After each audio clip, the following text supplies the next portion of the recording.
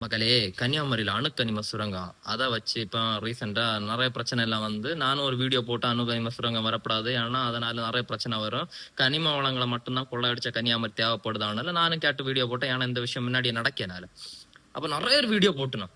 ஆனா, அதுக்கப்புறம் நம்ம இயற்கை வளங்கள் அமைச்சர் உண்டுல்ல, பிரபு அவர் வந்து டிவிக்கு சார்பா ஒரு நியூஸ வெளியிட்டார். என்னன்னா பாருங்க, அரசு எவ்வித முடிவும் எடுக்காது. கன்னியாகுமரியில் அணுக்கனிமங்களை அகழ்ந்தெடுக்கும் பணி சுற்றுச்சூழலை பாதிக்கும் வகையிலும் மக்கள் நலனிற்கு எதிராகவும் தமிழக அரசு எப்போதும் முடிவு எடுக்காது. உள்ளூர் மக்களிடம் ஆலோசித்துதான் அரசு எந்த முடிவு எடுக்கும்.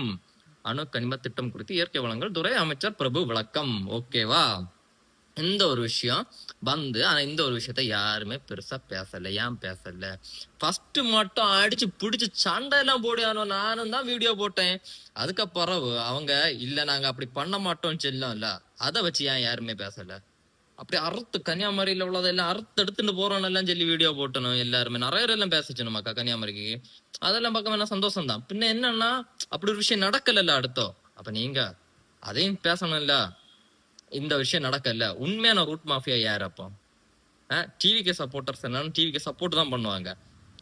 அவங்கள தேவையில்லாம யாராவது வேணும்னு சொன்னா மட்டும் அந்த கட்சியை போட்டு இது பண்ணி அவங்கள்ட்ட இருக்க மைனஸையும் காட்டுவணும். ஆனா இப்ப கொஞ்சம் என்னன்னா டிவிக்கையிலோட மைனஸ் மட்டும் காட்டிட்டே இருக்கணும். ஏன் அவங்க என்ன சொல்லி இருக்கணும்ல, நாங்க அப்படி ஒரு திட்டம் மக்களுக்கு பாதிப்பாரோ எந்த ஒரு திட்டத்தை நாங்க கொண்டு வர மாட்டோம் சொல்லிருக்கீங்க. ஏன் அதை பத்தி நீங்க யாரும் பேசல? ஏன் அதை பத்தி யாரும் சொல்லல? கேட்டா டிவிக்குள்ள ரூட் மாஃபியா. உண்மையான ரூட் மாஃபியா யாரு? கொஞ்சமாவது யோசிச்சு பேசுங்கிற முட்டா பயிலோலா.